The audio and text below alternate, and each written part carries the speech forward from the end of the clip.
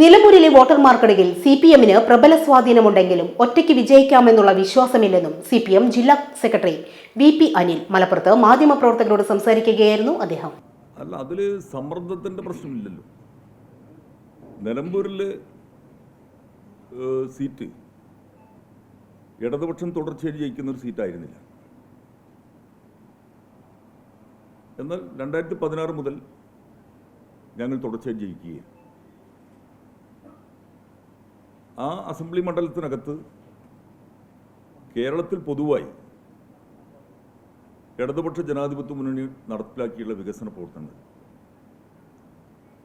ഒരുപാട് മാറ്റങ്ങൾ അവിടെ സൃഷ്ടിച്ചിട്ടുണ്ട്.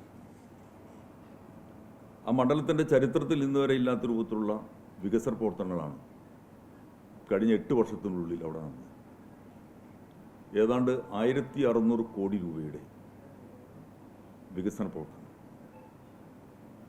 ആ വികസന പ്രവർത്തനങ്ങൾ മുൻനിർത്തിക്കൊണ്ട് തന്നെ ഇടതുപക്ഷ രാഷ്ട്രീയവും മുൻനിർത്തിക്കൊണ്ട് തന്നെ ഇടതുപക്ഷത്തിന് ആ സീറ്റ് നിലനിർത്തി മുന്നോട്ട് പോകാവുന്നതേ ഉള്ളൂ.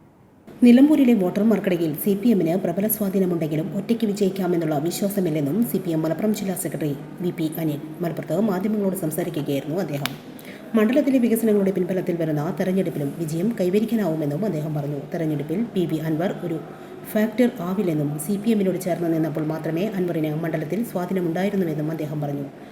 ഉപതെരഞ്ഞെടുപ്പിൽ നിലമ്പൂരിൽ വീണ്ടും സ്വതന്ത്ര സ്ഥാനാർത്ഥി ഉണ്ടാവാനുള്ള സാധ്യതയെക്കുറിച്ചുള്ള സൂചനയും അദ്ദേഹം നൽകി. നിലമ്പൂരിൽ നിലവിലുള്ള സ്വാധീനം നിലനിർത്തി സീറ്റ് വിജയിപ്പിച്ചെടുക്കാനുള്ള പരീക്ഷണങ്ങളാണ് നടക്കുന്നതെന്നും അതിന് ഇടതുപക്ഷവുമായി ചേർന്ന് പ്രവർത്തിക്കാൻ താൽപ്പര്യമുള്ള മതനിരപേക്ഷ കക്ഷികളുമായി കൂട്ടുചേരുമെന്നും അനിൽ പറഞ്ഞു. ഒരിടത്ത് സ്വതന്ത്ര സ്ഥാനാർത്ഥി കൂറുമാറിയെന്നും കരുതി സ്വതന്ത്രരെ മത്സരിപ്പിക്കുന്നത് അബദ്ധമാണെന്ന് പറയാനാവില്ലെന്നും മറ്റിടങ്ങളിലെല്ലാം സ്വതന്ത്ര സ്ഥാനാർത്ഥികൾ സിപിഎം അനുഭാവികളായി വിജയിച്ച് എം.എൽ.എ, മന്ത്രി ഉൾപ്പെടെയുള്ള പദവികളിൽ ഇപ്പോഴും നിലനിൽക്കുന്നുണ്ടെന്നും അദ്ദേഹം പറഞ്ഞു.